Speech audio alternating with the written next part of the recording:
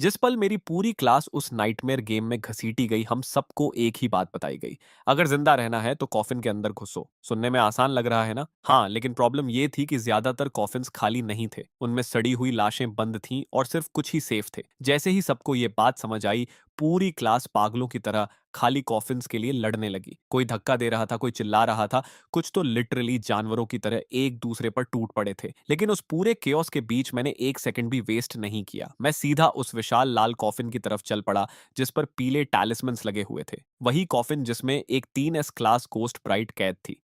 आसपास खड़े लोग मुझे ऐसे घूर रहे थे जैसे डर के मारे मेरा दिमाग खराब हो गया हो। लेकिन उन चुतियों को क्या पता था कि मुझे वो चीज दिख रही थी जो उन्हें नहीं दिख सकती थी। मेरी आंखों के सामने गॉड्स के चैट लॉग्स तैर रहे थे। वही गॉड्स जो इस डंजन को चला रहे थे, और उन्हीं मैसेजेस में इस मौत के गेम का हर हिडन क्लू छुपा था। तभी अचानक पूरे ग्रेवयार्ड के ऊपर खून जैसे लाल लेटर्स चमकने लगे।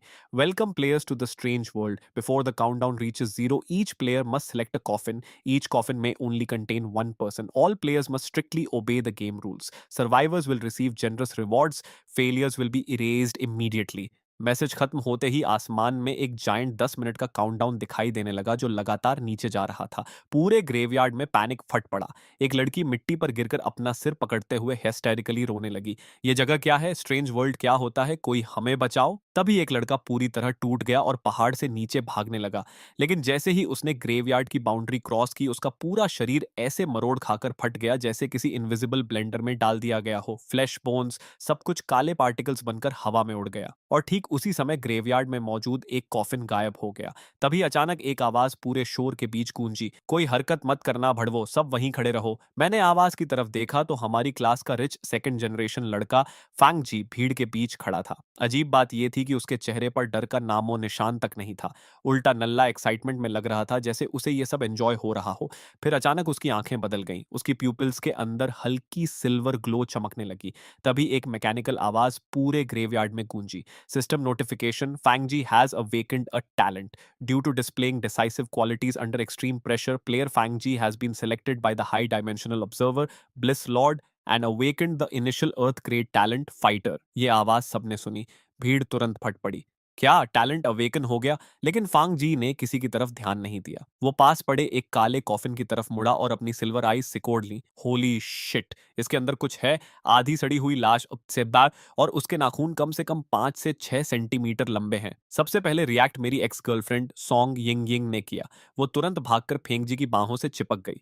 फेंग जी, तुम इनके अंदर देख सकते हो ना? प्लीज मेरी मदद करो, कौन से कॉफिन सेफ हैं? फेंग जी ने नीचे उसकी तरफ देखा, लेकिन उसे हटाया नहीं। उल्टा उसने टेरिफाइड क्राउड की तरफ देखकर अथॉरिटी से कहा, अगर जिंदा रहना है तो सब मेरे पास आओ और मेरी बात सुनो। उसकी बात सुनते ही सबकी सर्वाइवल इंस्टिंक्ट्स किक इन कर गईं। एक एक करके मेरे क्लासमेट्स उसके आसपास इकट्ठा होने लगे। सबके चेहरे पर वही पथेटिक एक्सप्रेशंस थे। कोई खुशामद कर रहा था, कोई भीख मांग रहा था। फेंक जी, प्लीज हमारी मदद करो। ब्रदर जी, आप जो बोलोगे हम करेंगे। फेंक जी हल्का सा मुस्कुराया। साफ दिख रहा था कि ये कमीना इस अटेंशन को पूरी तरह एंजॉय कर रहा था। फिर उसकी नजर भीड़ से अलग खड़े मुझ पर पड़ी। यो शिन्युअन, तू भीख मांगने क्यों नहीं आ रहा? उसने हंसते हुए कहा। तूने तो कभी यिंगिंग के लिए कुछ भी करने की बात कही थी ना, जब उसके पीछे कुत्ते की तरह घूम रहा था। उसके आसपास खड़े कुछ लड़के तुरंत हंसने लगे। एग्जैक्टली। अब फैंग जी के पास टैलेंट है, तेरे पास क्या है? ऐसे खड़ा क्या है बे? घुटनों पर गिर जा, शायद ब्रदर जी तुझे कोई डिसेंट कॉफिन दे दे। लेकिन मैंने कोई जवाब नहीं दिया। मैं बस चुपचाप वहीं खड़ा रहा, नजरें नीचे किए, बिल्कुल उस सूखे पेड़ की तरह जो मिट्टी में जड़ें गाड़कर खामोश खड़ा रहता है। शायद फेंग जी को लगा मैं डर के मारे सोचने लायक भी नहीं बचा हूं, इसलिए उसने मुझ पर ध्यान देना बंद कर दिया और सॉन यिंग यिंग को साथ लेकर एक एक कॉफिन चेक करने लगा। लेकिन उन लोगों को बिल्कुल अंदाजा नहीं था कि मेरी आंखों के सामने ग्लोइंग गोल्डन टेक्स्ट लगातार स्क्रॉल होना शुरू हो चुका था। Another new game has started. These low dimensional insects still don't realize that once the countdown ends, living zombies will appear in the graveyard and tear apart anything outside the coffins. ये पढ़ते ही मेरी people's सिकुड़ गईं। मेरा शरीर आधे second के लिए जम गया। तभी और गोल्डन मैसेजेस तेजी से सामने बहने लगे। The funniest part is that the rotten corpses inside the coffins are actually the key to survival. The smell of decay hides the scent of the living, so the zombies will ignore anyone inside.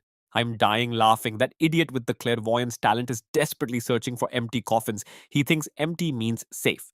Little does he know empty coffins are guaranteed death. Don't spoil too much. I worked hard to give that kid a talent as bait. I want to watch him confidently choose an empty coffin and get ripped apart by zombies. That's the fun part. Still, that giant red coffin covered in talismans is interesting. There's a ghost bride sealed inside, a hidden 3S level reward. But with the courage level of these insects, nobody will dare choose it. मेरा दिल जोर से सीने पर धड़कने लगा, लेकिन मैंने खुद को जबरदस्ती काम रखा। और सच बोलूं तो ये सब सुनकर अंदर कुछ ठंडा पड़ गया था। पिछले 3 सालों से मैंने सॉन्ग यिंग यिंग के लिए सब कुछ सैक्रिफाइस किया था। खुद खाना स्किप किया, हर पैसा बचाया, उसके लिए लग्जरी गिफ्ट्स खरीदे जो मेरी औकात से बाहर थे। और ग्रेजुएशन खत्म होते ही वो सीधा फेंक जी की बाहों में चली गई। उसी पल मेरा दिल पूरी तरह मर चुका था। ऐसी गोल्ड डाइगर लड़की को फेंक जी के साथ नरक में सड़ना ही डिजर्व करता था। उधर फेंक जी बड़ी शान से कॉफिन्स बांट रहा था, जैसे सबकी किस्मत का राजा वही हो। इस कॉफिन में रॉटन कॉर्प्स है, अगर बदबू सह लोगे तो सरवाइव कर जाओगे ली जीशांग। ये तुम्हारा। ली जीशांग तो ऑलमोस्ट झुक ही गया। Thank you brother ji, thank you. फिर फेंग जी दूसरे कोफिन की तरफ बढ़ा। इसमें भी कॉर्प्स है, लेकिन डिके कम है। जियांगटिंग, तुम इसमें जाओ। जियांगटिंग रोते हुए उसे बार बार थैंक्स बोलने लगी। एक एक करके सारे कॉफिन्स बंटते गए और फेंग जी वहीं लाइफ और डेथ का रूलर बनकर खड़ा रहा। नेचुरली सॉन्ग यिंगिंग को स्पेशल ट्रीटमेंट मिला। फेंग जी ने पर्सनली उसके लिए एक रिलेटिवली क्लीन एम्पटी कॉफिन चुना। उसने उसके कंधे पर हाथ रखते हुए कहा, यह कॉफिन पुराना और टूटा हुआ है, लेकिन कम से कम अंदर कोई लाश नहीं है, थोड़ा एंड्योर कर लो। सॉन्ग यिंग यिंग ने डिस्गस्ट से नाक सिकोड़ ली। साफ दिख रहा था कि सिर्फ कॉफिन को देखकर ही उसे घिन आ रही थी, लेकिन फिर भी वो कांपते हुए सिर हिलाने लगी। आखिर में सिर्फ 2 कॉफिन्स बचे। एक बिल्कुल प्लेन था, बिना किसी डेकोरेशन के, और उसका लिड थोड़ा खुला हुआ था। बाहर से वो पूरी तरह एम्प्टी लग रहा था। दूसरा वही विशाल क्रिम्सन कॉफिन था जिस पर पुराने फेडेड टैलिस्मन्स चिपके हुए थे।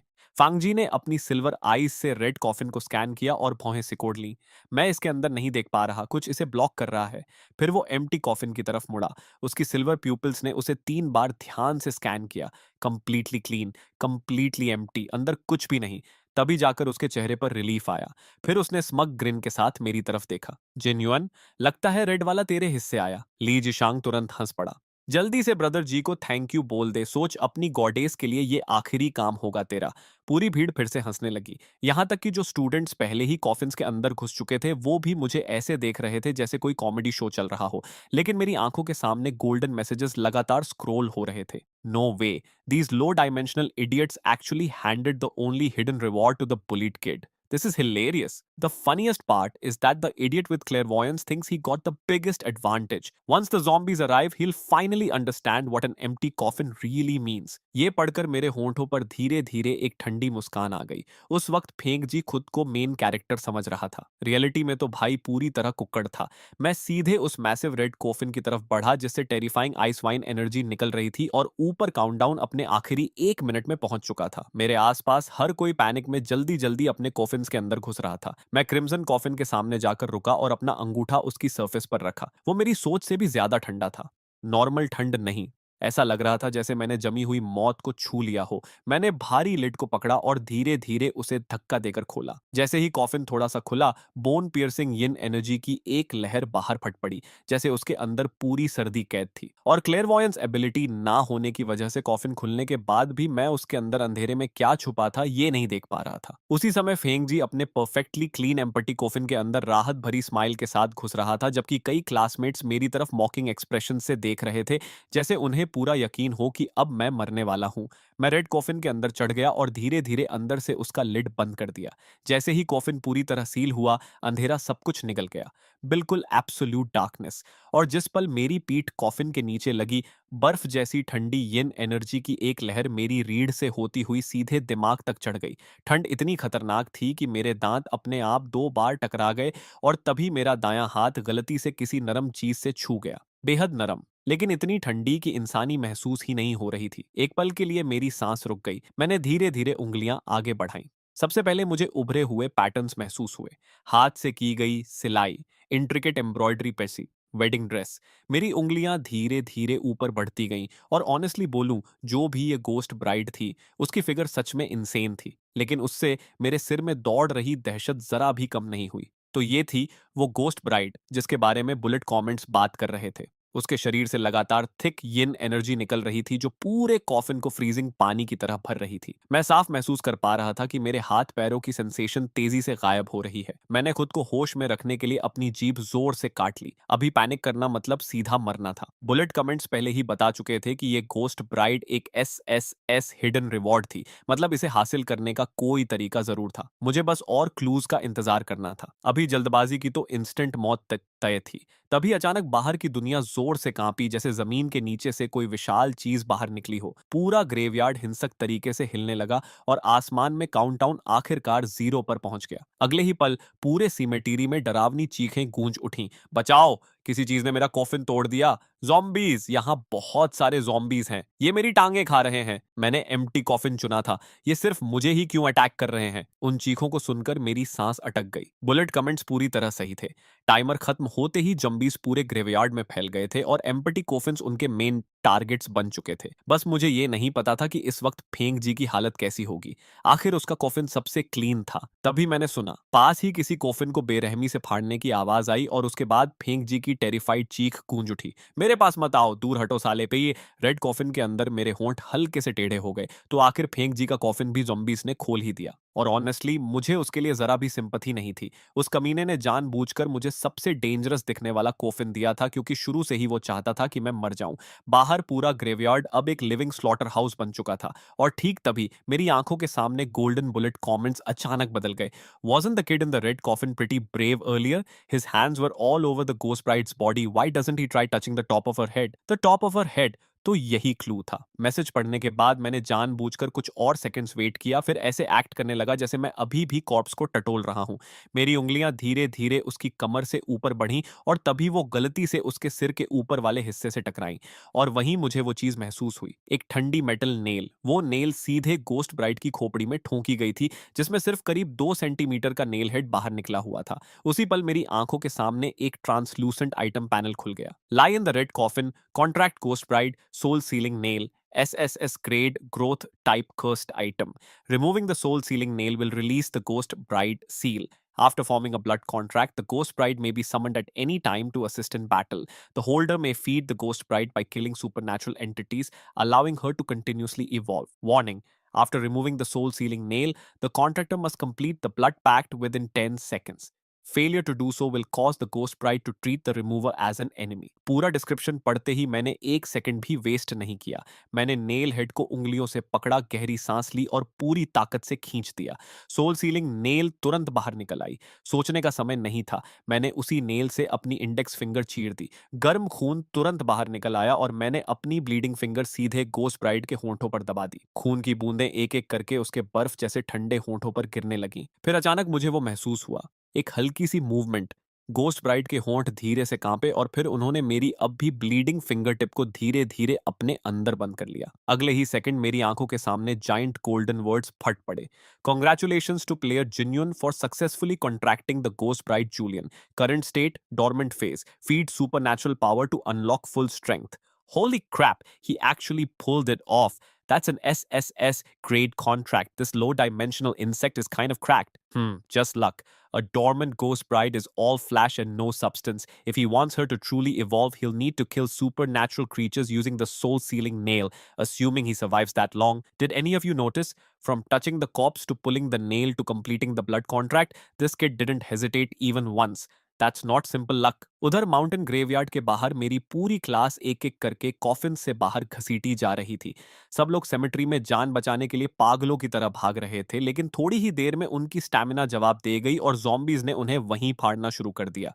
दूसरी तरफ फेंग जी अपने ही क्लासमेट्स को बेड बनाकर बार बार ज़ॉम्बीज़ से बच रहा था। डैम इट, मैंने क्लैरवॉयंस टैलेंट अवेकन किया था, फिर भी ये कर्स्ड गेम किसी लॉजिक को फॉलो ही नहीं करता। उस वक्त शायद फांगजी ने अपना फैसला कर लिया था। अब सिर्फ एक ही तरीका बचा है। वो सीधे ली जीचंग के कॉफिन की तरफ भागा। अंदर ली जीचंग सड़ी हुई लाशों के बीच कांप रहा था। ब्रदर जीचे, आप क्या कर रहे हो? लेकिन फांगजी ने बिना रुके उसे पकड़कर बाहर घसीटना शुरू कर दिया। ब्रदर जी नो। ली जिचेंग डेस्परेटली स्ट्रगल करने लगा, लेकिन फेंग जी पूरी तरह रूथलेस हो चुका था। वो कोफिन के ऊपर चढ़ गया और कई बार पूरी ताकत से ली जिकेंग की छाती पर पैर मारा। बेचारा वहीं रजिस्ट करने लायक भी नहीं बचा। अगले ही पल फेंग जी ने उसे कचरे की तरह बाहर फेंक दिया और जॉम्बीज के पहुंचने से ठीक पहले खुद कॉफिन के अंदर घुस गया। रेड कॉफिन के अंदर बैठे बैठे भी मैं बाहर क्या हुआ होगा ये आसानी से इमेजिन कर पा रहा था। फैंग जी सच में खतरनाक कमीना था। बिल्कुल वही टाइप का मॉन्स्टर जिसे हाई डायमेंशनल गॉड्स बड़े मजे से देखते होंगे, और शायद इसी वजह से वो इतनी जल्दी मरने वाला नहीं था। तभी अचानक गोस्ट ब्राइड ने मेरी फिंगर से खून चूसना बंद कर दिया। उसका शरीर पहले से थोड़ा गर्म महसूस हो रहा था, और फिर मुझे एक टेरिफाइंग सेंसेशन महसूस हुई। ऐसा लग रहा था जैसे कोई सीधे मेरी सोल को घूर रहा हो। मेरा हार्ट बीट जोर से स्किप हुआ। मैंने सिर घुमाया और देखा कि गोस्ट ब्राइड की आंखें खुल चुकी थीं। पिच ब्लैक कॉफिन के अंदर उसकी प्यूपिल्स ईरी रेड लाइट से चमक रही थी। अगले ही पल उसका पूरा शरीर अचानक टेंस हुआ और फिर फ्रीजिंग यिन एनर्जी में बदलकर सीधे मेरे हाथ में पकड़ी सोल सीलिंग नेल के अंदर समा गया। नेल से हल्की हमिंग वाइब्रेशन निकलने लगी। उसकी रस्टी सरफेस तुरंत डार्क ब्लू लाइट से चमक उठी और रेसाइडुअल यिन एनर्जी की स्ट्रैंड्स नेल से होकर मेरी हथेली में घुसने लगी। उसी पल मुझे महसूस हुआ कि मेरे मसल्स अनरियल लेवल तक टफ हो चुके हैं। तभी मेरे दिमाग में एक सिस्टम नोटिफिकेशन गूंजा। Congratulations, host. You have obtained the active skill Ghost Bride's Protection. Duration 5 minutes. Upon activation, all attributes will forcibly double. Interesting. He actually survived the contract backlash. With that weapon, cleaning up the zombies outside shouldn't be difficult. That soul sealing nail is an absolute killing weapon. As long as he keeps using it to slaughter supernatural entities and absorb their power, the hidden weapon spirit inside will continue evolving. Bullet comments पढ़ने के बाद मेरी आंखें हल्की सिकुड़ गईं। Honestly अभी तक ज़ॉम्बीज़ से लड़ने का नाम सुनकर भी मेरे अंदर डर था, लेकिन अब गोस्ट ब्राइड का बफ पूरे शरीर में दौड़ रहा था और उसी के साथ कॉन्फिडेंस भी अंदर फट पड़ा। मैंने एक हाथ से सोल सीलिंग नेल को कसकर पकड़ा और दूसरे हाथ से कॉफिन के लिड पर जोरदार धक्का मारा। मेरी डबल्ड फिजिकल स्ट्रेंथ पूरी तरह एक्सप्लोड हो गई। भारी रेड कॉफिन लिड एक ही पुश में ऊपर उछल गया। बाहर माउंटेन ग्रेवयार्ड पूरी तरह नरक बन चुका था। दर्जनों ग्रीन हेयर्ड ज़ॉम्बीज़ लाशों पर झुके हुए फ्लैश और ऑर्गन्स खा रहे थे। जैसे ही उन्होंने मूवमेंट सुनी, सबसे पास वाला ज़ॉम्बी झटके से मेरी तरफ मुड़ा और रैबिड एनिमल की तरह मुझ पर टूट पड़ा। ये डिंगयुआन चुतिया हो गया है क्या? खुद मरना चाहता है क्या? लेकिन मेरी तरफ दौड़ते ज़ॉम्बी को देखकर भी मेरे चेहरे पर कोई बदलाव नहीं आया। घोस्ट ब्राइड के बफ के नीचे ज़ॉम्बीज़ की मूवमेंट्स इतनी स्लो लग रही थीं कि ऑलमोस्ट मजाक जैसी लग रही थी, और जब उसके क्लॉज मेरे गले से बस इंचेस दूर रह गए, तभी मैंने कैजुअली अपना सिर हल्का सा टिल्ट कर दिया। उसके क्लॉज मेरी नाक के बिल्कुल सामने से हवा चीरते हुए निकल गए। उसी मोशन में मैंने ज़ॉम्बी की लोअर बैक पकड़ ली, सोल सीलिंग नेल को ऊपर उठाया और पूरी ताकत से उसके स्कल में घुसा दिया। अगले ही सेकंड उसका सख्त क्रेनियम आर पार छिद गया। तभी सिस्टम नोटिफिकेशन गूंजा। Congratulations, host. Zombie successfully eliminated. The soul sealing nail has absorbed a small amount of yin energy. Current upgrade progress 33%। मतलब वेपन को फिर अपग्रेड करने के लिए मुझे दो और zombies मारने थे। फाइन बाय मी। मैंने धीरे से सोल सीलिंग नेल को जोम्बी के स्कल से बाहर खींचा। खून की स्मेल ने पास के दो zombies को तुरंत एनरेस्ट कर दिया। दोनों गुटुरल रोअर करते हुए दोनों साइड से मेरी तरफ टूट पड़े, लेकिन मेरी आंखें बिल्कुल काम थीं, जैसे बिना लहर वाला मरा हुआ पानी। लेफ्ट वाला ज़ॉम्बी थोड़ा फास्टर था। मैंने आधा कदम दाईं तरफ शिफ्ट किया और उसके क्लॉज बस मेरे शोल्डर को स्क्रैप करते हुए निकल गए। उसी मूवमेंट में मैंने सोल सीलिंग नेल को कसकर पकड़ा और सीधा उसके अपर जॉ के आर पार घुसा दिया। उसी एग्जैक्ट मोमेंट पर दाईं तरफ वाला ज़ॉम्बी मेरे बैक पर क्लॉज मारने वाला था। मेरी टांग स्टील व्हिप की तरह निकली और सीधे उसके नी पर जा लगी। क्रीचर इंस्टेंटली बैलेंस खोकर जमीन पर गिर पड़ा। उसे रिकवर करने का मौका भी नहीं मिला। मैंने तुरंत सोल सीलिंग नेल नीचे घोंप दी, सीधे उसके स्कल के पीछे। The soul sealing nail has absorbed sufficient energy. Level increase to LV2, piercing strength and yin damage doubled. उसी समय मेरे हाथ में पकड़ा वेपन बदलने लगा। नेल हेड से एक जेड हैंडल निकल आया, जबकि करीब 30 सेंटीमीटर लंबा बॉडी स्ट्रेच होकर और शार्प हो गया। अब वो नेल कम और डेडली डैगर ज्यादा लग रहा था। गोल्डन कमेंट्स फिर से एक्सप्लोड हो गए। This insects combat instincts are insane. He fights like a cold blooded assassin, way better than those screaming trash bags running for their lives. Interesting. That weapon is finally starting to look worthwhile. Keep slaughtering each other low dimensional insects. Entertain us. तभी पास से एक desperate scream गूंजी। Help! कोई मुझे बचाओ! वो मेरी class का वंगचांग था। वो डर के मारे जमीन पर क्रॉल कर रहा था जबकि एक अनयूजुअली मस्कुलर ज़ॉम्बी धीरे-धीरे उसके पीछे बढ़ रहा था। सेव मी जेन्युइन, अगर बचा लिया तो मैं तुम्हें डैड तक बुलाऊंगा। जैसे ही वांगचांग ने मुझे देखा उसकी आंखें ऐसे चमक उठीं जैसे उसे खुद सैल्वेशन मिल गया हो। मैंने हल्का सा अपनी आंखें सिकोड़ लीं। वो ज़ॉम्बी बाकी ज़ॉम्बीज़ से क्लियरली ज़्यादा स्ट्रॉन्ग लग रहा था और अभी-अभी सोल सीलिंग नेल अपग्रेड हुई थी। मतलब ये परफेक्ट टेस्ट सब्जेक्ट था। फैसला करते ही मैंने जमीन पर जोर से किक मारी और तीर की तरह आगे निकल गया। जैसे ही जंबी के क्लॉज वॉन्ग चांग का थ्रोट फाड़ने वाले थे, डार्क ब्लू लाइट की एक स्ट्रीक हवा में चमकी। अपग्रेड सोल सीलिंग नेल ने बिना स्लाइटेस्ट रेजिस्टेंस के जंबी की गर्दन काट दी। अगले ही पल उसका सिर बॉडी से अलग होकर नीचे गिर पड़ा। वांग चांग शॉक में मिट्टी पर बैठ गया। जनुआन, थैंक यू। अब से मेरी जान तुम्हारी है। तुम जो बोलोगे मैं वही करूंगा। लेकिन मैंने उसकी तरफ देखा तक नहीं। मैं बस वेपन को एग्जामिन करते हुए खुद से बड़बड़ाया। अपग्रेड के बाद अटैक पावर का बूस्ट साफ दिख रहा है। मुझे और zombies मारने होंगे। सोल सीलिंग नेल को लेवल अप करते रहना होगा। तभी अचानक मिट्टी के नीचे छिपे 3 zombies जमीन फाड़कर बाहर निकल आए और हमारी तरफ झपट पड़े। उनमें से 2 ने तुरंत इंजर्ड वांग चांग को टारगेट किया। डर ने उसकी सैनिटी उसी पल तोड़ दी। बिना एक सेकंड सोचे वो आगे कूदा और मुझे सीधा zombies की तरफ धक्का देकर खुद पीछे मुड़कर भाग गया। हाँ, मौत करीब आते ही इंसान अपना असली रंग दिखा देता है। मेरा शरीर सीधे ज़ॉम्बीज़ के एनसर्कलमेंट में लड़खड़ा गया, लेकिन आखिरी मोमेंट पर मैंने ज़बरदस्ती अपना बॉडी साइडवेज ट्विस्ट कर लिया। सोल सीलिंग नेल ने अंधेरे में डैज़लिंग ब्लू आर्क्स बनाई। बर्फ जैसी 3 फ्लैशेस ज़ॉम्बीज़ की गर्दनों से गुजर गईं। अगले ही पल तीनों हेडलेस कॉर्प्सेस ज़ोर से ज़मीन पर गिर पड़े। उधर वांग चांग अपनी इंजर्ड लेग के साथ ज़्यादा दूर भाग भी नहीं पाया था। मैं आराम से उसके पीछे चला, कुछ ही सेकंड्स में उसे पकड़ लिया और उसकी पीठ पर ज़ोरदार किक मारी। वो मुंह के बल जमीन पर गिर पड़ा और पैनिक में पलटकर बोला, शिन्युआन, मेरा वो मतलब नहीं था। ज़ॉम्बी ने मुझे धक्का दे दिया था अभी। मैं धीरे-धीरे उसकी तरफ बढ़ा। मेरी आंखें बर्फ से भी ज्यादा ठंडी थीं। फिर एक गीली टीयरिंग साउंड गूंजी। वांग चांग ने हॉरर और अनविलिंगनेस से अपनी चेस्ट पकड़ ली और अगले ही पल लाइफलेस होकर जमीन पर गिर पड़ा। उसके मरते ही मेरी विजन फिर से गोल्डन कमेंट्स से भर गई। Now this is a ruthless little insect. The way he casually killed that guy with one hand is exactly my kind of entertainment. Magnificent. This selfishness and absolute lack of morality is the beautiful scenery we crave. Kid, you've officially caught my attention. उस moment पर मुझे आखिर पूरी सच्चाई समझ आ गई। ये game कभी सर्वाइवल ट्रायल था ही नहीं। ये एक अरीना था, एक ग्लैडिएटर पिट, जिसे हाई डायमेंशनल गॉड सिर्फ एंटरटेनमेंट के लिए चला रहे थे। और इस गेम को जीतने का सिर्फ एक तरीका था, मॉन्स्टर्स से भी ज्यादा कोल्ड बनना। आसपास मौजूद हर इंसान को सिर्फ एक्सपेंडेबल चेस पीसेस की तरह देखना। मैंने धीरे से सोल सीलिंग नेल को फिर बाहर खींचा और सामने उमड़ते zombies के टाइट को ठंडी नजरों से देखा। तो आ जाओ, एक दिन मैं साबित करके रहूंगा कि इंसेक्ट्स भी गॉड्स को मार सकते हैं। उसके बाद मेरा शरीर ज़ॉम्बी हॉर्ड के बीच फैंटम की तरह घूमने लगा। सोल सीलिंग नेल का हर स्विंग एक और ज़ॉम्बी की जान ले रहा था। जब भी क्लॉज मेरी तरफ आते, मैं कामली साइड स्टेप करता और वेपन को परफेक्टली उनके फेटल पॉइंट्स में घुसा देता। Dodge, pierce, kill, repeat. धीरे धीरे मेरी मूवमेंट्स ऑलमोस्ट मैकेनिकल हो गईं। एफिशिएंट, रूथलेस क्रेडिटी, क्लीन। कुछ देर बाद एक और सिस्टम नोटिफिकेशन मेरी आंखों के सामने चमका। The soul sealing nail has absorbed sufficient energy, level increase to LV3, yin damage greatly increased. इस बार वेपन का अपीयरेंस ज्यादा नहीं बदला, लेकिन उसकी ब्लेड से टेरिफाइंग फ्रीजिंग ऑरा निकलने लगी। मैंने ग्रिप और टाइट की और बाकी बचे zombies को काटना जारी रखा। दूसरी तरफ ग्रेवयार्ड के एक मैसिव रॉक के पीछे कुछ सर्वाइवर्स छिपकर ये पूरा मैसेकर देख रहे थे। ये कमीना और फास्ट कैसे होता जा रहा है? एक लड़के ने धीरे से कहा। पहले इसे एक जंबी मारने में 2-3 हिट्स लगते थे। दूसरा लड़का बिटर आवाज में बोला, बस लकी हो गया है। वो वेपन किसी के हाथ में होता तो कोई भी बाहर पागलों की तरह फाइट कर लेता। धीरे धीरे टाइम गुजरता गया। आखिरकार गोस्ट ब्राइट का प्रोटेक्शन बफ खत्म हो गया। मैंने जल्दी से बैटलफील्ड स्कैन किया। अब तक मैं कुल 15 zombies मार चुका था, लेकिन ग्रेवयार्ड में अभी भी कुछ zombies घूम रहे थे। तभी अचानक पूरे सेमेट्री के ऊपर एक मैसिव रेड बैरियर उतर आया। जितने भी zombies हिल रहे थे वो सब इंस्टेंटली फ्रीज हो गए। अगले ही सेकंड उनके बॉडीज अंदर से फट गईं और वो ब्लैक सैंड बनकर मिट्टी में समा गए।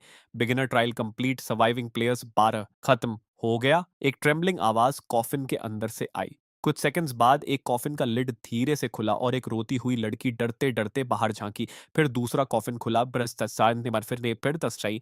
एक एक करके सर्वाइवर्स बाहर निकलने लगे। फैंगजी अभी भी जिंदा था, एग्जैक्टली जैसे मैंने एक्सपेक्ट किया था, लेकिन अब उसकी हालत किसी गटर से निकले चूहे जैसी लग रही थी। सिर से पैर तक डिस्गस्टिंग ग्रीन कॉर्प्स स्लाइम में लथपथ। लेकिन असली शॉकिंग बात वो नहीं थी। असली शॉक थी सॉन्ग यिंगिंग, समहाउ वो भी अभी तक जिंदा थी। जबकि उसका कॉफिन तो एम्प्टी था, तो आखिर वो बची कैसे? उनके अलावा 9 और सर्वाइवर्स थे। उनमें एक था जाओ पेंग, हमारी क्लास का लंबा एथलेटिक स्पोर्ट्स कैप्टन जो हमेशा फेंग जी के लॉयल अटैक डॉग की तरह घूमता था। उसके साथ पोनीटेल वाली लड़की ली जियाओ खड़ी थी जो सॉन्ग यिंगिंग की बेस्ट फ्रेंड थी। तभी आसमान में फिर से ब्लड रेड टेक्स्ट चमकने लगा। The blood point settlement phase will now begin. Rewards will be distributed based on each player's performance. Blood points are the only currency within the strange world and may be used to purchase cursed items or trade with other players. Announcement खत्म होते ही पूरे sky में translucent settlement panels दिखाई देने लगे। हर survivor अपना reward breakdown देख सकता था और मेरे पैनल पर एक नंबर सबसे ज्यादा चमक रहा था। Total blood points 1350। उसे देखते ही मेरा दिमाग कैलकुलेशंस करने लगा। पॉइंट्स का एक हिस्सा डेफिनेटली रेड कोफिन चूज करने से आया था, जैसा मैंने सोचा था। हाई रिस्क मतलब इनसेन रिवॉर्ड्स। लेकिन उससे भी इंपॉर्टेंट बात कुछ और थी। प्लेयर्स को मारने पर भी ब्लड पॉइंट्स मिलते थे। मतलब ये सिस्टम सिर्फ प्लेयर्स को एक दूसरे को मारने की परमिशन नहीं दे रहा था, ये एक्टिवली उसे एनकरेज कर रहा था। मेरे होंठों के कोने पर धीरे से एक फेंट स्माइल आ गई। उधर फैंग जी का चेहरा देखने लायक था। उसके सेटलमेंट पैनल पर सिर्फ पथेटिक 200 ब्लड पॉइंट्स थे। रिवॉर्ड्स डिस्ट्रीब्यूट होने के तुरंत बाद सिस्टम ने एक और अनाउंसमेंट किया। All surviving players are now granted 10 minutes of safe time. During this period, no supernatural entities will appear and all players will remain in a non-attackable state. कुछ देर बाद ली जाओ सॉन्ग यिंगिंग को लेकर मेरी तरफ आई। चिन युएन, हमें तुमसे कुछ बात करनी है। मैंने उसे पूरी तरह इग्नोर कर दिया, लेकिन ली जाओ को फर्क ही नहीं पड़ा। वो कॉन्फिडेंटली सीधी खड़ी हुई और बोलती रही, तुम्हारे हाथ वाला वेपन फेंग जी को दे देना चाहिए। ये सुनकर मैंने आखिरकार धीरे से अपनी नजरें उसकी तरफ उठाई। ली जाओ ने अपने हाथ सीने पर बांध लिए जैसे वो सबकी तरफ से बात कर रही हो। तुम जानते हो ना कि फैंग जी ने क्लेरवॉयंस टैलेंट अवेकन किया है। उसके पास टैलेंट स्किल है, तुम्हारे पास नहीं। वो वेपन उसके हाथ में अपनी मैक्सिमम पोटेंशियल तक पहुंच सकता है। उसके बगल में खड़ा जाओ पेंग तुरंत सिर हिलाने लगा। एग्जैक्टली फैंग जी के पास टैलेंट है। अगर वो वेपन यूज करेगा तो डेफिनेटली तुमसे ज्यादा स्ट्रांग होगा। हमें ग्रुप के बारे में सोचना चाहिए। आसपास खड़े बाकी क्लासमेट्स भी एक दूसरे को देखने लगे और फिर सबकी नजरें मेरी तरफ मुड़ गईं। किसी ने खुलकर कुछ नहीं कहा, लेकिन उनकी आंखों में ग्रीड साफ दिख रही थी। मैं ऐसे खड़ा रहा जैसे मुझे कुछ फर्क ही नहीं पड़ रहा। मेरी साइलेंस देखकर ली जाओ और बोल्ड हो गई। और तुम्हारे ब्लड पॉइंट्स भी सबके साथ इक्वली शेयर होने चाहिए। रेड कॉफिन तुम्हें सिर्फ इसलिए मिला क्योंकि हम बाकी लोगों ने तुम्हें लेने दिया, नहीं तो तुम्हें वो रिवॉर्ड्स कभी नहीं मिलते। थोड़ी दूर खड़ा फैंग जी ये पूरा सीन हल्की स्माइल के साथ एंजॉय कर रहा था। कुछ क्लासमेट्स ग्रीडी दिख रहे थे, कुछ गिल्टी, और कुछ तो धीरे धीरे मेरे और करीब आने लगे थे जैसे प्रेशर बढ़ाने वाले हों।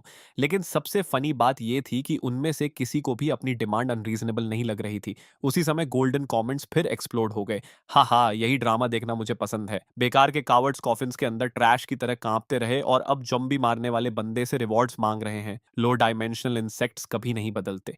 जब खुद में एबिलिटी नहीं होती तब कलेक्टिव की बातें शुरू कर देते हैं।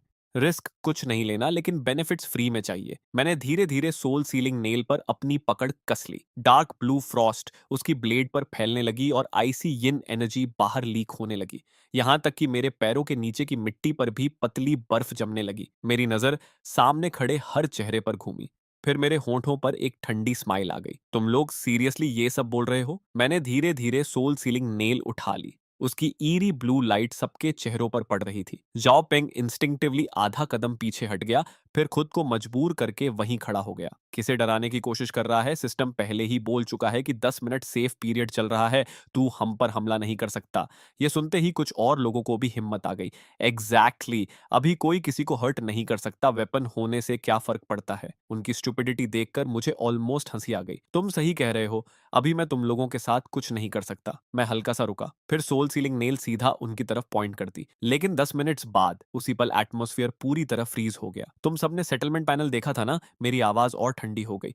एक प्लेयर को मारने पर 100 ब्लड पॉइंट्स मिलते हैं, ज़ॉम्बीज मारने से कहीं ज्यादा प्रॉफिटेबल। सबके चेहरे एक साथ बदल गए। लीजाओ के होंठ कांपने लगे, उसकी सारी कॉन्फिडेंस गायब हो चुकी थी।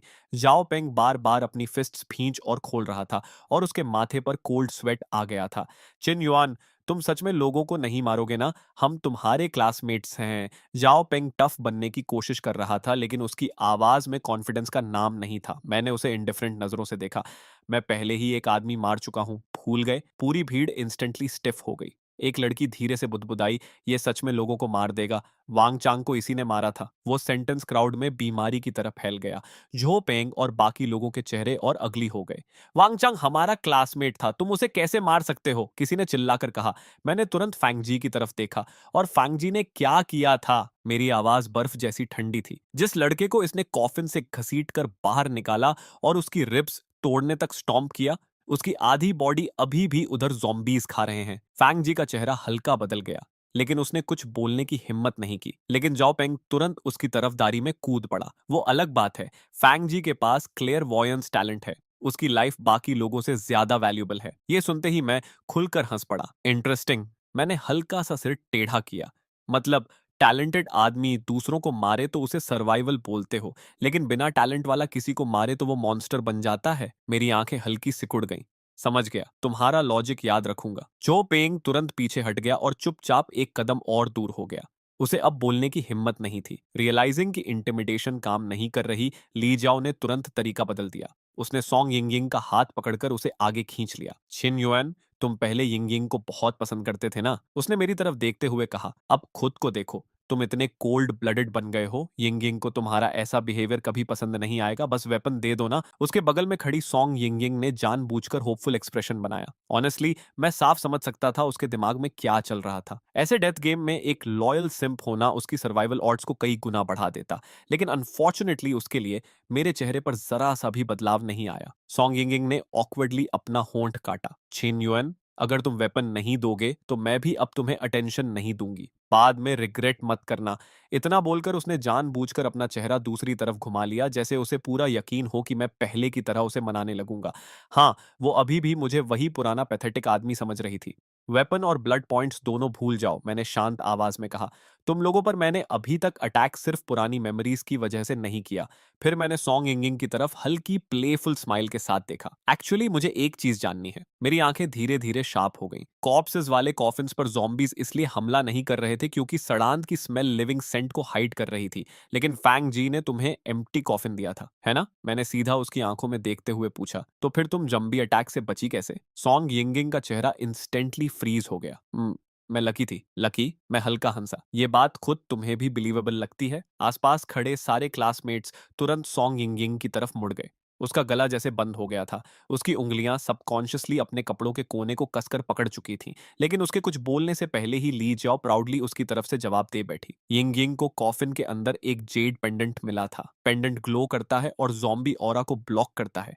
इसी वजह से वो पूरी ट्रायल में सेफली बची रही। जैसे ही उसके मुंह से ये वर्ड्स निकले, सॉन्ग यिंग यिंग का चेहरा मौत जैसा सफेद पड़ गया। अब बहुत देर हो चुकी थी। आसपास मौजूद हर इंसान की आंखों में इंस्टेंट नेकेड ग्रीड चमक उठी। जाओ पेंग सीधे उस पॉकेट को घूरने लगा जिसे सॉन्ग यिंग यिंग कसकर पकड़ रही थी। फैंग जी ने अपनी सिल्वर आइज हल्की सिकोड़ ली। साफ दिख रहा था कि वो अपनी क्लेयरवॉयंस एबिलिटी से उसके शरीर को स्कैन कर रहा है। कुछ ही मोमेंट्स पहले पूरा ग्रुप मेरे खिलाफ यूनाइटेड था, लेकिन अब पूरा target silently song Ying Ying पर शिफ्ट हो चुका था। उसके आसपास का प्रेशर इंस्टेंटली भारी हो गया।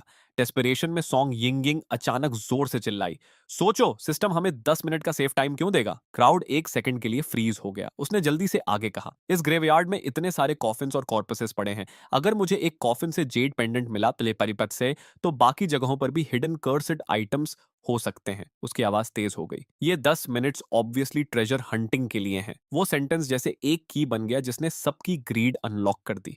सही कह रही है, बाकी कॉफिन्स में भी हिडन आइटम्स हो सकते हैं। जल्दी सर्च करो, क्या पता जिन्युन की नेल से भी स्ट्रॉन्ग वेपन मिल जाए। सबसे पहले फैंग जी रिएक्ट किया। वो तुरंत पलटा और जाओ पेंग को साथ लेकर ग्रेवयार्ड के कॉर्नर में पड़े एक हाफ कोलैप्स्ड स्टोन कोफिन की तरफ भागा। बाकी सर्वाइवर्स भी पागलों की तरह पूरे ग्रेवयार्ड में फैल गए और स्टार्विंग डॉग्स की तरह कोफिन्स खंगालने लगे। ये देखकर सॉन्ग यिंग यिंग ने आखिर राहत की सांस ली और इंस्टिंक्टिवली अपने पॉकेट में छुपे जेड पेंडेंट को ढक लिया।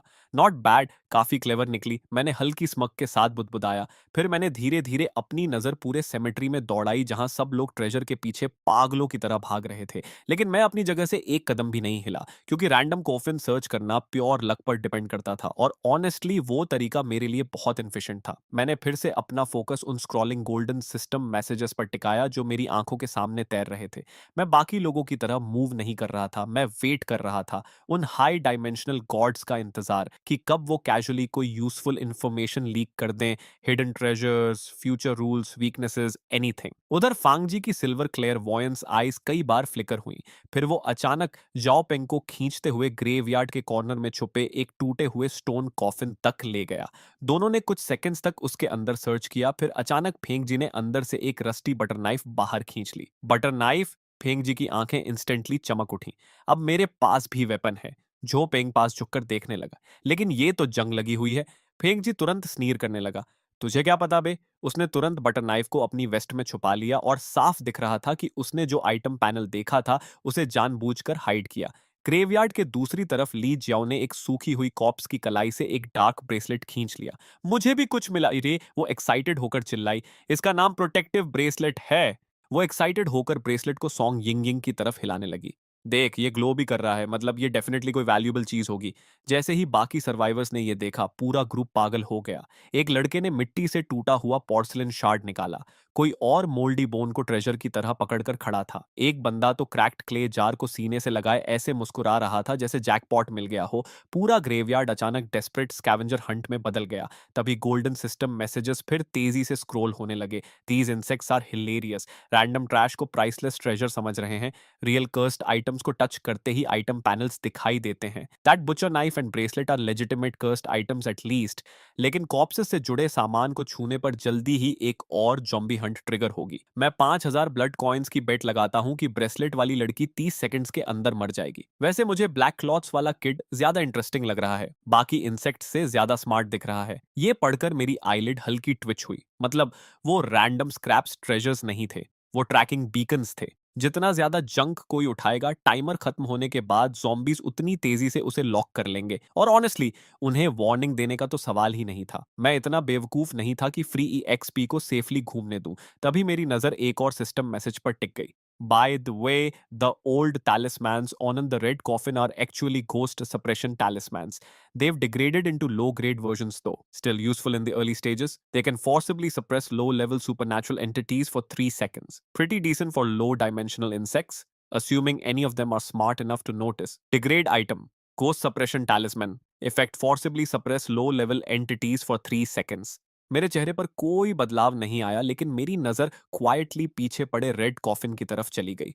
जैसा मैंने सोचा था, कॉफिन का लिड अब भी फेडेड येलो टैलिस्मन से ढका हुआ था। उनके कॉर्नर्स पुरानेपन से मुड़ चुके थे और पेपर ब्रिटल हो गया था। नो वंडर किसी ने उन पर ध्यान नहीं दिया। आखिर कौन उस कॉफिन को छूना चाहेगा जिसमें कुछ देर पहले तक 3 एस गोस्ट ब्राइट सील्ड थी। मैं कैजुअली वापस रेड कॉफिन की तरफ चला और ऐसे एक्ट करने लगा जैसे बस उसे इंस्पेक्ट कर रहा हूं। मेरी उंगलियां हल्के से एक टैलिस्मन पर फिसली। उसी पल इंफॉर्मेशन पैनल खुल गया।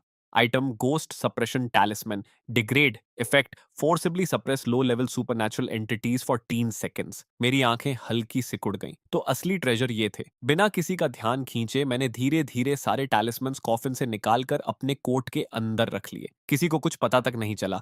बाकी सब लोग तो अभी भी स्टार्विंग मेनियाक्स की तरह ग्रेव्स खोदने में लगे थे। उसके बाद मैं फिर से आराम से कॉफिन के पास टिक गया और साइलेंटली टाइमर खत्म होने का इंतजार करने लगा।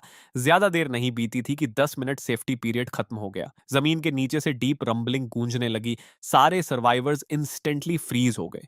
अगले ही पल सबसे पास वाली ग्रेव फट गई। मिट्टी के अंदर से एक पेल ग्रे आर्म बाहर निकली। फिर दूसरी ग्रेव फटी पाते पे, फिर तीसरी।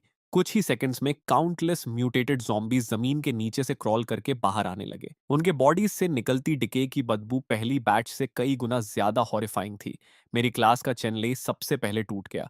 उसने अपने मिले हुए ब्रोकन क्ले जार को कसकर पकड़ा और चिल्लाते हुए भागने लगा। लेकिन सबसे पास के 3 ज़ॉम्बीज ने एक साथ अपनी गर्दन उसकी तरफ घुमा दी, बल्कि सीधे उसके हाथ में पकड़े क्ले जार की तरफ। चेनले 5 सेकंड्स भी नहीं भाग पाया था कि एक ज़ॉम्बी हवा में छलांग लगाकर उसकी पीठ पर जा गिरा।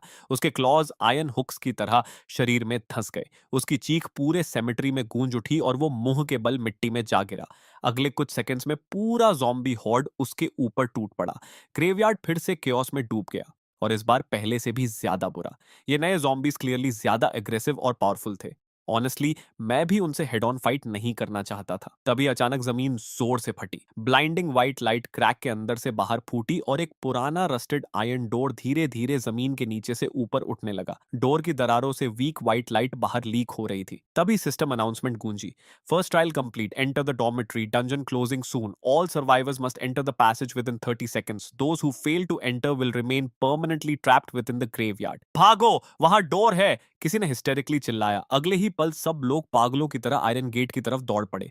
फैंग जी सबसे पास था, इसलिए वही सबसे पहले डोरवे के अंदर घुसा। जाओ पोंग तुरंत उसके पीछे अंदर घुस गया। ली जाओ सेफ्टी तक पहुंचने के चक्कर में भागते भागते अपना एक शू भी खो बैठी और बेयरफुट ही दौड़ती रही। उधर मैं बिल्कुल कामली आखिरी 3 सेकंड्स तक वेट करता रहा, फिर आराम से आयरन डोर की तरफ चल पड़ा। जैसे ही मैं डोरवे के अंदर गया, पीछे मौजूद सारे ज़ॉम्बीज़ इंस्टेंटली गायब हो गए। उनकी जगह एक डैम्प मोल्डी हवा की बदबू ने ले ली। ऊपर फ्लिकरिंग फ्लोरेसेंट लाइट्स लगातार बज़ कर रही थीं और उनमें से शार्प इलेक्ट्रिकल क्रैकलिंग की आवाज़ आ रही थी। मेरे पैरों के नीचे सफ़ेद और हरे टाइल्स थे। कॉरिडोर के दोनों साइड्स पर टाइटली शट डोर्स लगे हुए थे जिन पर ब्लू रूम नंबर्स लिखे थे। पूरा प्लेस बिल्कुल किसी स्कूल डॉर्मेट्री हॉलवे जैसा लग रहा था। सबसे पहले ली जियाओ रिएक्ट की। हम वापस आ गए। वो वॉल से टिक गई। उसके चेहरे पर मिट्टी और आंसू दोनों लगे थे। ये डॉम बिल्डिंग है। हम रियलिटी में वापस आ गए। हम बच गए। हम सच में बच गए। एक लड़का वहीं फ्लोर पर गिरकर अनकंट्रोलेबली रोने लगा। मैंने क्वाइटली सबको काउंट किया। मुझे मिलाकर अब सिर्फ 11 सर्वाइवर्स बचे थे। मैं कॉरिडोर के आखिर में ठंडी वॉल से टिक गया और चुपचाप अपने क्लासमेट्स को फर्स्ट ट्रायल सर्वाइव करने की खुशी मनाते देखता रहा। लेकिन उनसे अलग मुझे अंदर कुछ भी फील नहीं हो रहा था, क्योंकि मेरी आंखों के सामने सिस्टम मैसेजेस पहले से भी ज्यादा तेजी से स्क्रॉल होना शुरू हो चुके थे और इस बार हर लाइन ब्लड रेड थी। हा हा हा हा, ये इंसेक्ट्स सच में सोच रहे हैं कि सेफ जोन में पहुंच गए। This is the second trial, female dormitory. अब असली सफरिंग शुरू होगी। इनके एक्सप्रेशंस बहुत डिलिशियस हैं। मुझे बेट लगानी है कि ये लोग यहाँ ग्रेवयार्ड से भी ज्यादा रोएंगे। तभी अचानक वॉल से खून रिसना शुरू हो गया। सबसे पहले ली जाओ ने नोटिस किया। वॉल पर ब्लड राइटिंग। कॉरिडोर में मौजूद हर स्माइल उसी पल गायब हो गई। ब्लडी लेटर्स धीरे धीरे वॉल्स पर बनने लगे। Second trial, Bloody Dormitory by Seta. Welcome players to Bloody Dormitory. Or this building contains 3 floors with 12 dormitories per floor. However, the number of incoming survivors will soon exceed room capacity per se. To ensure every player possesses an independent safe zone, the elimination game will begin at exactly midnight. At that time, high-risk supernatural entities will appear within the dormitories. Players unable to survive until dawn will be permanently eliminated. Bloody text गायब हो गया। उसकी जगह एक giant blood red clock दिखाई देने लगी जो मिडनाइट की तरफ काउंटडाउन कर रही थी। सबसे पहले लियू शाओफोंग टूट गई। वो चीखते हुए फ्लोर पर गिर पड़ी और अपना चेहरा ढककर हिस्टेरिकली रोने लगी। ये रियलिटी नहीं है, हम अभी भी गेम के अंदर हैं। कई लड़कों के चेहरे इंस्टेंटली सफेद पड़ गए। जाओ पेंग ब्लड रेड क्लॉक को देखते हुए कांपने लगा। फैंग जी ने साइलेंटली अपनी बुचर नाइफ को और कसकर पकड़ लिया। उसका एक्सप्रेशन बेहद अगली हो चुका था। मेरी विजन के सामने और सिस्टम मैसेजेस फ्लड होने लगे। इन इंसेक्ट्स का रोना ऑलरेडी अनोइंग हो गया। मिडनाइट अभी शुरू भी नहीं हुआ। दूसरे बिगिनर ट्रायल्स वाले प्लेयर्स अभी तक डॉर्मेटोरी पहुंचे भी नहीं। डंजन डिजाइनर इस बार सच में ईविल निकला। ये डॉर्मेटरी फ्यूचर सेफ जोन बनने वाली थी और अभी इन्हीं प्लेयर्स को इसके अंदर एक दूसरे को मारने पर मजबूर किया जाएगा। मेरा दिमाग इंस्टेंटली कैलकुलेशंस करने लगा। मतलब ये डॉर्मेटरी फ्यूचर में इंपॉर्टेंट सेफ जोन बनने वाली थी और दूसरे ट्रायल्स के प्लेयर्स भी जल्द यहां आने वाले थे। इसका सिर्फ एक मतलब था, मुझे हर हाल में अपना रूम सिक्योर करना था और जितना जल्दी हो सके उतना बेहतर। तभी अचानक ली जियाओ खड़ी हो गई। सब लोग काम डाउन, उसने जोर से कहा। सिस्टम ने कहा हम फर्स्ट बैच प्लेयर्स हैं, मतलब रूम चूज करने में हमें प्रायोरिटी मिलेगी। मुझे लगता है बॉयज और गर्ल्स को अलग अलग रहना चाहिए, वही सेफेस्ट अरेंजमेंट है। उसके बोलते ही जांग तिंग इंस्टेंटली एक्सप्लोड हो गई। ली जाओ, ज़ॉम्बीज़ ने तेरा दिमाग खा लिया है क्या? वो गुस्से में चिल्लाई। मिडनाइट पर गोस्ट्स लोगों को मारने आएंगे। बाकी तुम लोगों का मुझे नहीं पता, लेकिन ये ट्याम गेम को शॉर्ट ठीक अता, लेकिन मैं जिनशुन के साथ ही रहूंगी। मी टू, दूसरी लड़की जो मेंग याओ तुरंत चिल्लाई। जिनशुन ने ज़ॉम्बीज़ मारे हैं, वो हम सब में सबसे स्ट्रॉन्गेस्ट है। उसके साथ रहने के लिए मैं कुछ भी करूंगी। बोलते बोलते उसने मेरा आर्म पकड़ लिया और जानबूझकर खुद को उससे चिपका लिया। जांगटिंग तुरंत स्नीर करने लगी। तू खुद को समझती क्या है? अगर कोई उसके साथ रहेगा तो सबसे पहले मैं रहूंगी। अगले ही सेकंड दोनों लड़कियां वहीं लिटरली लड़ने लगी। उधर बाकी लड़कियों ने भी कंट्रोल खो दिया और डेस्परेशन में मेरी तरफ भीड़ लगाने लगी। यहां तक कि पीछे खड़ी सॉन्ग यिंगिंग भी नर्वसली अपने कपड़ों का कोना मरोड़ रही थी और होंठ काट रही थी। ली जियाओ उसके करीब झुकी और धीरे से उसके कान में फुसफुसाई, पैनिक मत कर, जिनशुएन तुझसे पहले कितना प्यार करता था। एंड में वो खुद तुम्हारे पास बेगिंग करने आएगा। सॉन्ग यिंगिंग थोड़ी देर हेजिटेट करती रही, फिर धीरे से सिर हिला दिया। साफ दिख रहा था कि उसे ली जियाओ की बात पर पूरा भरोसा था। आखिर पुराना वाला मैं तो प्रैक्टिकली उसकी पूजा करता था। उसके दिमाग में अभी भी यही चल रहा था कि मैं बस हार्ड टू गेट बनने की एक्टिंग कर रहा हूँ। उधर मैं पूरा सीन बिल्कुल इंडिफरेंट होकर देख रहा था। सच में बेकार इडियट्स का झुंड। मैंने धीरे धीरे सोल सीलिंग नेल बाहर निकाली। मैं रूम 102 में अकेला रहूंगा। मेरी बर्फ जैसी ठंडी नजर सबके ऊपर घूमी। जो भी मेरे रूम में घुसेगा वो मरेगा। उसी पल पूरा हॉलवे साइलेंट हो गया। चांगतिंग ने मुंह खोला, फिर तुरंत बंद कर लिया। चाओ मेंग्याओ का चेहरा सफेद पड़ गया और वो लड़खड़ाकर पीछे हट गई। ये देखकर मैंने कामली सोल सीलिंग नेल वापस रख दी और सीधे रूम 102 की तरफ मुड़ गया। पीछे सॉन्ग यिंग पूरी तरह फ्रीज हो चुकी थी। उसके चेहरे पर मौजूद होपफुल एक्सप्रेशन धीरे धीरे शॉक डिसबिलीफ में बदल रहा था। यहाँ तक कि ली जाओ भी पहली बार स्पीचलेस दिख रही थी। उधर सिस्टम मैसेजेस प्रैक्टिकली हंस हंस कर फट रहे थे। हाहा, ये औरत सच में सोच रही थी कि वो उसके पास बेगिंग करने आएगा। लो डिमेंशनल इंसेक्ट्स का कॉन्फिडेंस सच में एंटरटेनिंग होता है, लेकिन ब्लैक क्लोथ्स वाला किड इंटरेस्टिंग है। कम से कम उसे डेड वेट पहचानना आता है। तभी अचानक फेंग जी हॉलवे के कॉर्नर से बाहर आया। डरो मत सब लोग, उसने कॉन्फिडेंट आवाज में कहा। जिन युआन सेल्फिश है और खुद को अलग कर चुका है। मिडनाइट पर ऐसे लोग सबसे पहले मरते हैं, लेकिन अगर हम यूनाइटेड रहे तो हम सब सरवाइव करेंगे। बोलते वक्त उसने अपनी बचर नाइफ भी बाहर निकाली ताकि और कन्विंसिंग लगे। झो काई तुरंत उसकी साइड लेने पहुंच गया। ब्रोदर जी सही कह रहे हैं, यूनिटी ही स्ट्रेंथ है। झो पेंग भी तुरंत सिर हिलाने लगा। एग्जैक्टली, जिन युआन जैसे लोगों को आखिर में उनका कारमा मिल ही जाता है। बाकी क्लासमेट्स भी धीरे धीरे फिर फैंग जी के आसपास गैदर होने लगे, बिल्कुल लॉयल फॉलोअर्स की तरह। फैंग जी वार्मली मुस्कुराया और रूम 101 के अंदर चला गया। थोड़ी हेजिटेशन के बाद सॉन्ग यिंगिंग भी उसके पीछे अंदर घुस गई, लेकिन रूम में एंटर करने से पहले उसने सबकॉन्शियसली पीछे मुड़कर रूम 102 के टाइटली शट डोर की तरफ देखा। उधर जैसे ही फेंग जी डॉर्म रूम के अंदर गया, उसके चेहरे की फेक स्माइल पूरी तरह गायब हो गई। उसने हाथ में पकड़ी बटर नाइफ की तरफ देखा और कोल्ड आवाज में बुदबुदाया, 10 सैक्रिफिशियल पॉन्स काफी होने चाहिए। उसके होंठों पर थोड़ी देर के लिए क्रूअल ग्रिन आई। क्या उन इडियट्स को सच में लगता है कि मैं उन्हें प्रोटेक्ट करूंगा? लेकिन अगले ही पल जब उसने सिर उठाया, उसका एक्सप्रेशन फिर से वार्म और फ्रेंडली बन चुका था। वो तो टीम लीडर की तरह सबको बेड्स चूज करने में हेल्प भी करने लगा। मीनवाइल रूम 102 के अंदर मैं क्वाइटली अपने सराउंडिंग्स ऑब्जर्व कर रहा था। रूम करीब 15 स्क्वायर मीटर्स का था। वॉल के पास एक सिंगल आयरन फ्रेम बेड रखा था जिसके ऊपर सिर्फ बेयर वुडन बोर्ड्स थे। कॉर्नर में एक टाइनी बाथरूम था जिसमें मुश्किल से एक इंसान खड़ा हो सकता था। तभी मेरी नजर डोर के पास लगे एक छोटे डिस्प्ले स्क्रीन पर पड़ी। उससे फेंट डार्क रेड ग्लो निकल रही थी। उसके ऊपर ब्लड रेड वर्ड्स लिखे थे, ब्लड पॉइंट शॉप। मैं आगे बढ़ा और स्क्रीन को टच किया। उसी पल पूरा डिस्प्ले ब्राइटली लाइट अप हो गया और मेरे सामने परचेसेबल आइटम्स की ह्यूज लिस्ट खुल गई। Food, water, daily supplies, medicine, सब कुछ था। Rice meal 10 blood points, mineral water 5 blood points, blanket 15 blood points, emergency bandages 20 blood points. Daily necessities काफी चीप थी, लेकिन जैसे ही मैंने कर्स्ट आइटम्स सेक्शन स्क्रॉल किया, प्राइसेस इंस्टेंटली आसमान छूने लगे। D grade item soul gathering bell, D grade item exorcism peach wood sword, सी grade item soul suppression stone, B grade item 100 ghost command banner. Prices देखकर मेरी eyelid हल्की Twitch हुई। Ordinary players एक trial में मुश्किल से 200 ब्लड पॉइंट्स कमा पा रहे थे।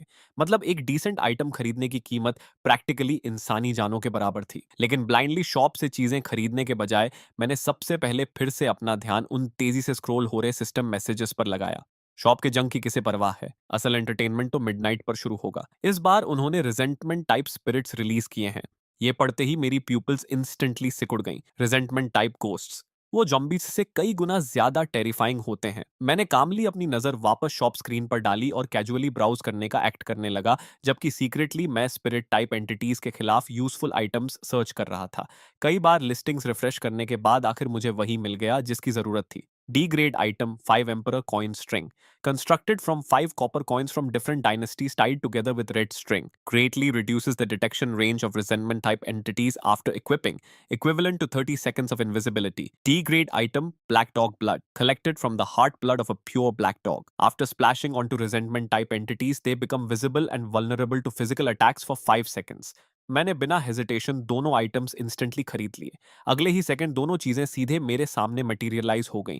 मैंने कॉपर कॉइन स्ट्रिंग को अपनी गर्दन में पहन लिया और ब्लैक डॉग ब्लड की बॉटल कोट के अंदर पॉकेट में रख ली। सब प्रिपेयर करने के बाद मैंने धीरे धीरे अपनी आंखें बंद की और कमर पर लगी कोल्ड सोल सीलिंग नेल को हल्के से रब करने लगा, कोशिश करते हुए कि अपनी कॉन्शियसनेस के अंदर गहराई में मौजूद गोस्ट ब्राइट को सेंस कर सकूं। क्या तुम मुझे सुन सकती हो जूलियन? साइलेंस। बिल्कुल कंप्लीट साइलेंस। लेकिन मैं इम्पेशेंट नहीं हुआ।